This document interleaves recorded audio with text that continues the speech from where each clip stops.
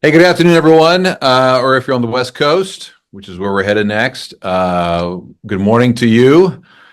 You know the housekeeping rules, obviously. Keep yourself on mute, add your affiliation next to your name on the Zoom ID. Arnie's here. He's got record permission needs if you have it. And if you have a question, use the virtual raised hand function here on Zoom, and we'll get to your questions here in just a matter of moments.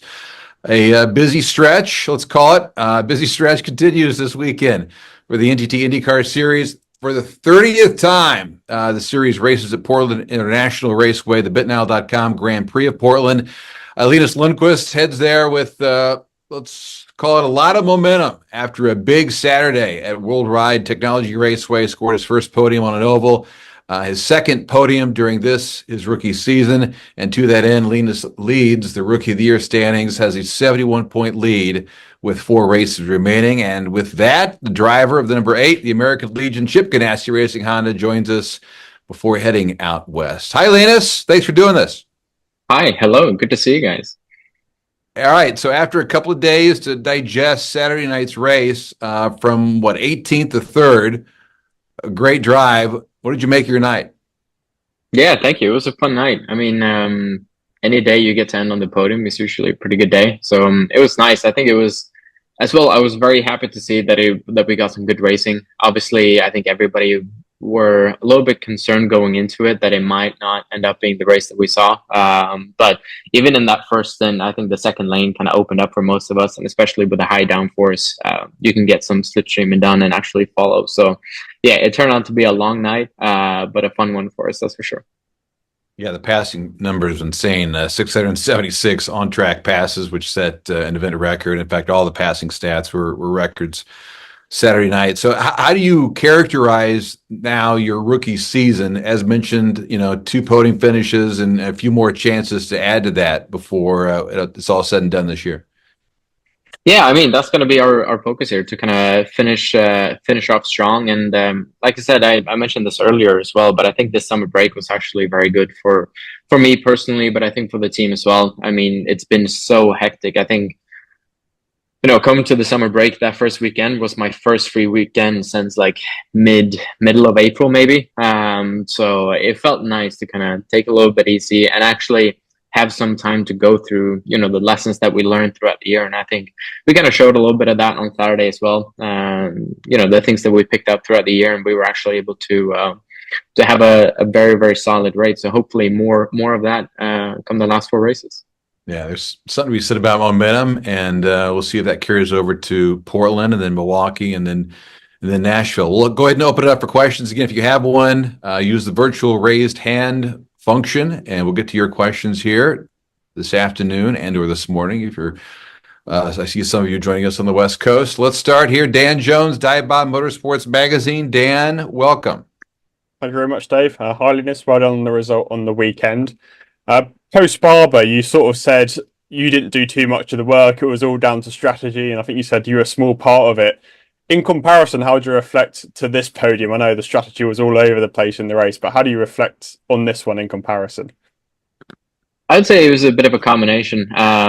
Strategy was definitely on point, especially in the last call during the last yellow to kind of get us back there on the lead lap. That kind of made our night to have the chance to fight for a podium. But even without that, I think we were looking to fight for a top 6, top 7 finish, which again would have been a very solid night for us. But the strategy definitely helped us there on the last call and just getting us to that position as well. But I think it was a bit of a combination. I think personally, I think I drove a pretty good race. Was fast when we needed to. We were able to pass cars, which was nice. And the longer the race went on, the more comfortable I felt. And yeah, towards the end there, we had a fun little last restart. And obviously, your racing career started in Europe, even a bit back here in the UK. So you haven't had much overall experience. You had a couple of races in Indy Lights. So how have you found the adaptation to ovals? Do you feel you're there already after less than 10 races under your belt? I mean, I think the oval experience and the oval learning is not going to stop. I would say that I'm far from a complete driver on ovals. I still got plenty to learn. But I think also every single race I do in ovals, the better I get. I think, the race that we had this weekend was another kind of step in the right direction. I think it boosts in confidence as well in ovals. and like I could feel my confidence going up throughout the race, because we started off, balance wasn't ideal, but we made some tweaks of the first and second pit stops, and then throughout, the race went on, and towards the end I felt very comfortable. So hopefully we can build on this. Obviously we have another 3 more oval races in the last 4 coming up, so that's hopefully something positive for us. And then looking at the whole season, you obviously had some real highs, but some more difficult times as well. So compared to how you expected the season to go, how would you reflect on that? Yeah, I think it's been a season of, some pretty good highs, but also some pretty low lows. But I also think that this is kind of how rookie season can go. I think I made some rookie mistakes. I think I expected more of myself in the beginning, because I thought myself, I've done 3 races, I know what this is about. Realized quite quickly that I was in for a bit of a shock. So there's been a lot of learning to do, and some of these tracks as well you've never been to. And one of the biggest things that I think I've learned across the years, just energy management, because like I said, it's been a hectic season. So just the ability to kind of manage your energy, what to do, what to focus, when to relax, that's been a big learning curve for me. Thanks for your time, Linus. Best of luck for the rest of the year. Thank you, Dave. Cheers. Thank you. You got it, Dan. Thanks for joining us. Eric Smith, IndyCar.com. Go ahead, E. Thanks, Dave. Linus, you mentioned Saturday kind of just now about you needed that break and you needed to just kind of decompress and just reevaluate some things. So I'm just curious, what did you learn about yourself or this team or the NTT IndyCar series in those 3 weeks to turn that into a third place performance on Saturday night? I learned many things, both about the series, about myself, about the team, but I think more so about myself is that every now and again you kind of need to decompress and not think about racing for a little bit. But I think the biggest thing was that, because the feeling that I had almost across the season was like you left one race weekend and then it was straight into the new one. So you could never really take a bit of time to kind of reflect and digest everything that you learned and try to apply it in the next race weekend. But now I actually had time to kind of go through, all my notes and all the notes that the team made, like this was good, this was bad, this was like a setup change that we liked in the direction that I want from the car, etc. So things like that you just had a little bit more time to kind of sit down and relax environment to kind of focus on. And I think that was one of the things that kind of helped us going into this weekend as well, where we went in with an idea of what I needed to do and what I needed from the car to be able to have a good race day.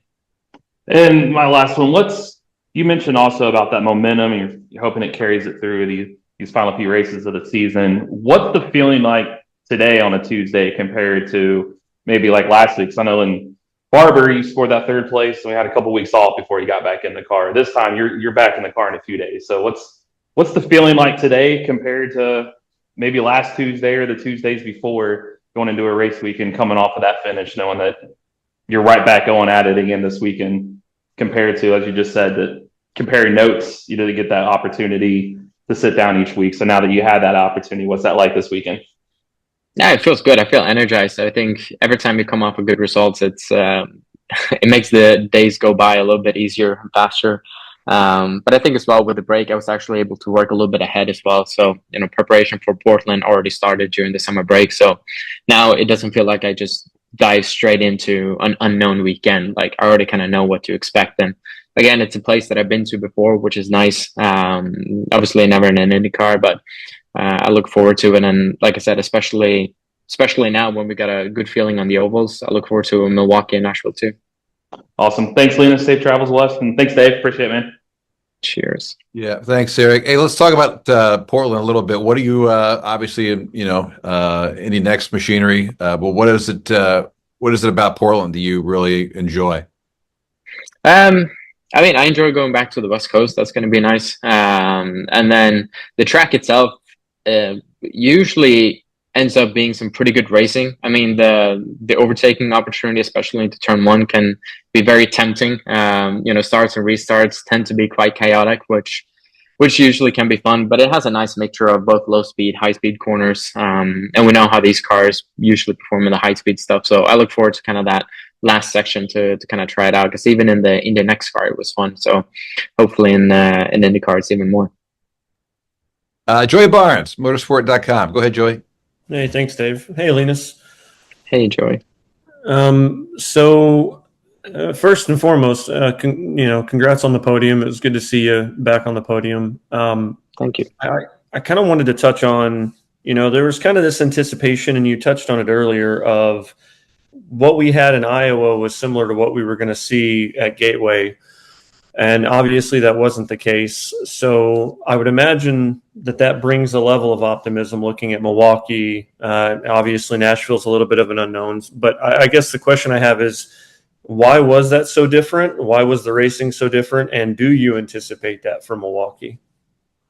Yeah, it's a great question. I think a question both me and the team has been asking ourselves as well. It's like, is this the racing we're going to anticipate now in Milwaukee and Nashville? And the answer is that we don't know, because, like you said, I think both myself and a lot of other drivers in the team were hesitant going into this one that it might be the same race that we saw in Iowa, but it didn't.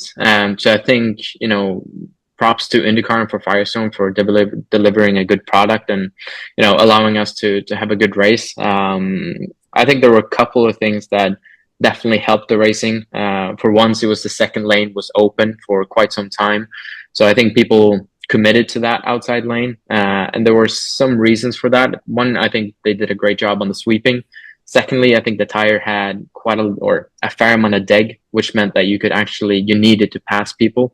And that's kind of what kept the second lane open. So if we can kind of get that in combination as well with the higher downforce levels that was mandated, meant that you could follow a little bit better, but also the slipstream effect was better. So you could actually slipstream up and pass somebody instead of, the drag being so little, so the slipstream doesn't really do much. So I think all of those combinations made for an exciting race day.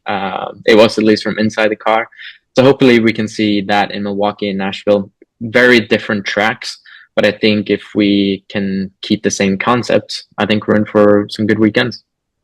That's really good feedback. I appreciate that. And I guess just the follow-up to something from earlier too, like obviously you and I have talked several times. We know the journey that you've been on to this point, and you've done a really good job with getting 2 podiums this year. And I mean, it's so tough to transition to the IndyCar series and find success. With that said, obviously you're ahead in the Rookie of the Year standings. There's a handful of races to go, less than a handful of races to go. What's left for you? What do you want to accomplish before this year's over? Like, what is the goal? Yeah, great question. That I think the goal is going to be like there's your original answer, but it's going to be to maximize every weekend. I still like to think that obviously Rookie of the Year championship would be nice to be able to win that, because you can only win it once. But also looking at the overall championship, I think if we can string some good results together, I think we can actually, I don't know, maybe if a top 10 is a little bit much, but we can definitely start to pick up a couple of places here, and that would be nice. So I think that's kind of the plan and the target here going forward, and maximize what we got, but hopefully climb a few spots in the championship here. Awesome. Well, thanks, man, and best of luck moving forward. Cheers. Thank you. Thanks, Joey. Linus, what would Rookie of the Year award mean to you? It mean a lot, in the sense that you can only win it once, so it's great if you can do it. But at the same time, I think I alluded to it at the beginning of the year as well. It's not really what I'm here to do. I'm here to win championships, not rookie championships. Obviously, this year we've been far from having the ability to fight for a championship. So, I'll take what I can get. If this is the championship that I can fight for right now, then I'll take it. But in the future, that's not what I'm interested or intended to do. Yeah, interesting. All right, let's go. Tommy T, American Motorsports. Go ahead, Tommy. You're on with Linus. Linus, how are you, brother? Congratulations. Great weekend, man. I love seeing you on the podium. The last time we spoke, we talked about the disproportionate share of Scandinavian having hockey players and race car drivers. You kind of touched on it a little bit. In hockey, confidence is almost everything. How important is confidence to you moving forward in this season? I think confidence is one of the most important things. I think especially in racing, because it is very much a mental sport. And confidence is great when you have it, and when you don't, you really wish that you do. And I think this again is just a little bit of a stepping stone for me. It's just like, all right, we are doing something right. And like I said, especially with the last 3 out of the 4 races being oval races as well, I think it kind of brings my confidence level up, because again, I'm not super experienced on the oval. So any bit of success that we can get on it is definitely going to help us going forward. Let's ask you about, and Dave kind of touched on it relative to the Rookie of the Year. You answered it perfectly. Not only to you, what would it mean to Sweden for them to have a Rookie of the Year in the NTT Indy Racing League? Yeah, I mean, hopefully we'll see in a couple of weeks. That's going to be my answer to that. I don't know. Obviously Felix won it back in 2019, so I feel like it's about time another Swede kind of adds to that list, which would be nice. But we'll see. Like I said, it's at the end of the day, it's not why I'm here, but it's also a thing that you can only win once. So if I have a chance to do it, then I'm going to go for it. It's icing on the cake. Thank brother. Good luck this weekend. Cheers. Thank you. Thanks, Tommy. Jeroen Demidal, Champ Web. Go ahead, Jeroen. Thanks, Dave. Hey, Linus. Hey, man. Greetings from Sweden. Want to talk hybrids for a moment. I mean, you've had it for a few races now. You tried it out on a road course, tried it out on an oval. Can you talk a little bit about what has it brought to you behind the wheel? How has it changed sort of your approach to races, if at all? I mean, I wouldn't say that it changed the approach to races. The mindset is still very much the same. I think it's just added another element both to us drivers, because we're a little bit more busy in terms of tools and pressing buttons and checking energy levels, etc.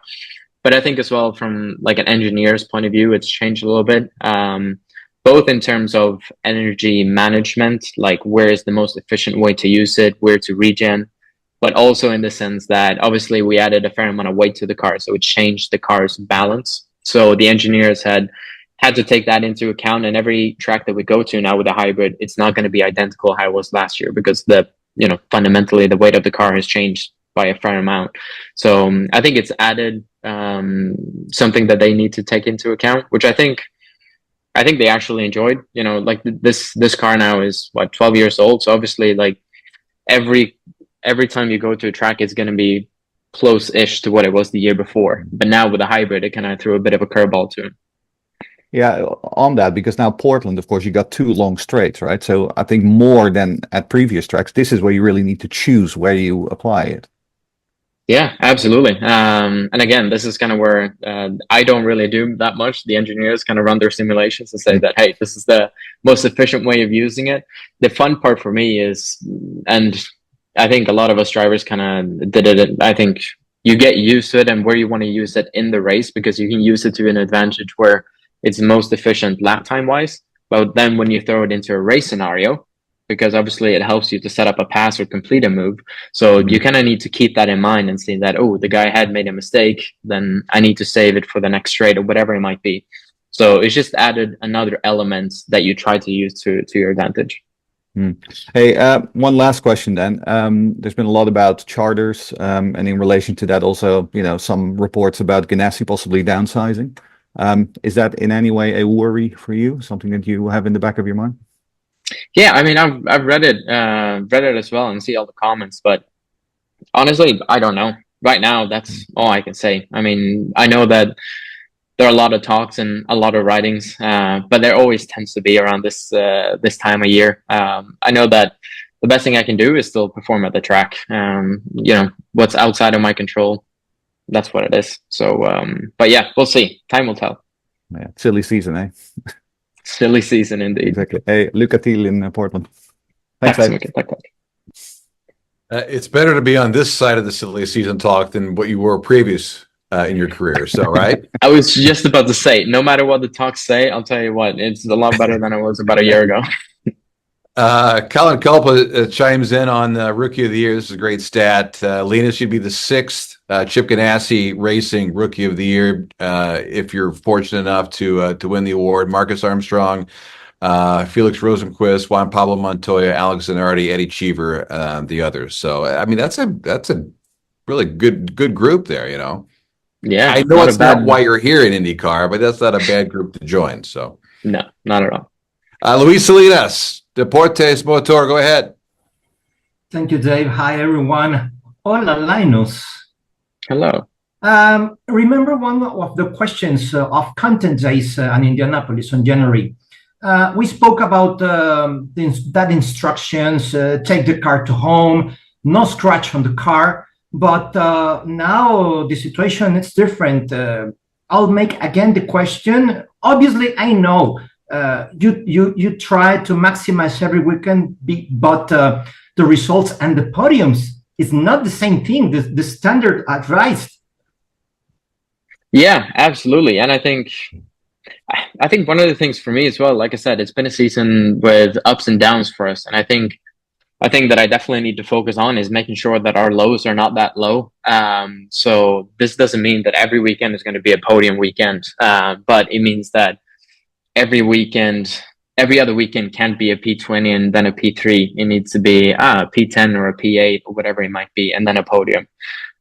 So that's one of the things going forward here as well. It's not that we target to win the last 4 races of the year. Obviously, that's what we want to do, but we're also realistic and say that, okay, well, if you can't win the race, then aim for a solid top 10, because that would still be a pretty solid weekend for us. So I think that's kind of where the mindset is right now as well, going to these last 4 races. Make sure that we have 4 solid weekends, and whatever that may be, if it's a win, if it's a podium, or if it's a top 5, whatever it might be. All right. The last one from me. This weekend will be the last attempt on a permanent course to take the win. Obviously, the other 26 drivers will attempt again. But what about you? Do you know the track? But this will be the first time on an IndyCar. Yeah, like you mentioned, I know the track. First time in an IndyCar. It's the last road course race of the year, so obviously you want to do well. But I mean, everybody has the same mindset. Everybody wants to win. But we'll see what kind of package we show up with and how comfortable I feel. These IndyCar weekends, they are tough because everybody is extremely talented. So we know that qualifying is usually quite important around that place as well. So we'll see what we can do. But I'm confident that we can kind of build on the momentum that we had in Gateway. And like I said, after the summer break, we feel good. We feel good on the number 8 American Legion Honda side here. That's cool. All the best. Congratulations for the recent podium, and we'll see you race this weekend on Portland. Thank you. Thank you. Thanks, Dave. Okay, Luis. Yeah, and lest we forget, Chip Ganassi Racing's got some success there at Portland as well. So perhaps something to lean on from a team aspect. Alejandro Berzosa, Pit Lane Motor. We have time for 1 or 2. Go ahead, Alejandro. Okay, thank you very much, Dave. First of all, Linus, congratulations for your big result last race in Gateway Oval. I will ask you about this thing because last year, in fact, your last race in IndyCar, one of your 3 races, was in Gateway. How was that evolution that you have? How different is the Linus Lundqvist that we have right here, right now in this press conference, and he will face this Sunday, the racing streets of Portland, compared to that Linus Lundqvist that we have seen last year make his debut in the streets of in the oval of Gateway, in terms of everything, manage the tires, manage the battery, and this change that we have now in the hybrid course? Yeah, I mean, very, very different. I look back at that kid, dare I say, little did he know what he was getting himself into. But I think it's been a year of lots of learning. Like I said, I think almost naively kind of did the 3 races last year and got somewhat of an understanding what IndyCar racing was about. But doing a full year kind of really opened my eyes what it really is and how tough this championship really is. So, you know, it definitely brought into perspective how good everybody else is, but also the kind of work that goes into it, not only from a driver's point of view, but working with a team like Chip Ganassi Racing. You're working with some of the most talented and impressive people in the business. And it's very motivating to work with these guys.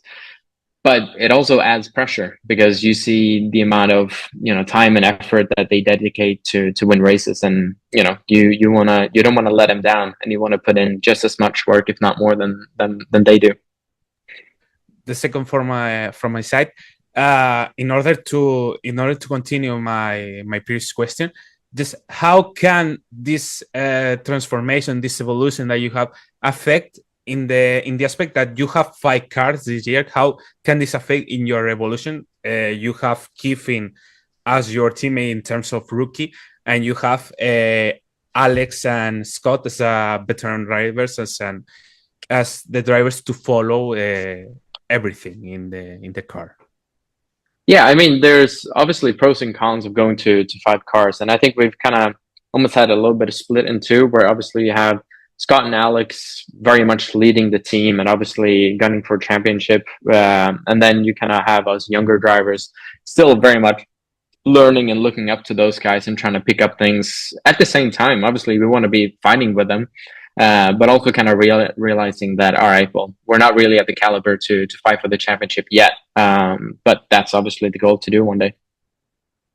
And the last from my side, speaking about your teammates, Alex, in a recent interview, said about the IndyCar and Formula One that he prefers to have 2 IndyCar championships rather than not having a victory in Formula One. Do you agree with him? And just how proud are you in the fact that you are competing in a championship, in a competitive championship like IndyCar, rather than Formula One? Yeah, I 100% agree with Alex. I think as racing drivers, what we want to do is win. And I think, you know, you'd much rather have a couple of IndyCar titles than racing at the back in Formula One. And I think almost every racing driver would agree to that statement. You know, it's what's fun about IndyCar as well is that on any given day, I think any driver has an opportunity to win or at least podium a race. And that's very few racing series, no matter what category we're talking about, that can offer that. So in my opinion, IndyCar racing has some of the best racing in the entire world. Okay, thank you very much, Linus, and good luck for the rest of the season, and good luck for this last race in a permanent circuit. Thank you. Thanks, Alejandro. Hey, we'll wrap it up with this, Linus. You talked a little bit about the few races you did last year, now full-time this year. What is the most overwhelming learning from last year to this year? What would you say? I alluded to it earlier, but because I did the races, so I had an understanding of what the races was going to be like, but I had no idea the intensity of how the season is, how intense it really is when everything gets going, especially the month of May. It was overwhelming. It was draining. It was probably one of the best experiences that I've ever had, everything at once. And I think I didn't really realize how much energy it kind of drains from you, and you kind of need to take time to recover that. And like I said, have time to go through what you've learned and try to apply it, and not just head straight into the next weekend. That is, I think, the biggest thing that I've learned is that, all right, time management, energy management, it's more difficult than it sounds like. And yeah, it's not something that I've had to deal with at this scale ever before. And it's not going to get any easier. Portland, Sunday, and then we come back doubleheader at Milwaukee Mile after that. Thankfully, maybe a weekend off, and then we get into Nashville. So far from finished, but congratulations on your success so far this year. Another podium on Saturday night, and here's to many more. Here's to many more. Thanks, Dave. All right, Linus. Yeah, we'll go ahead and leave it there.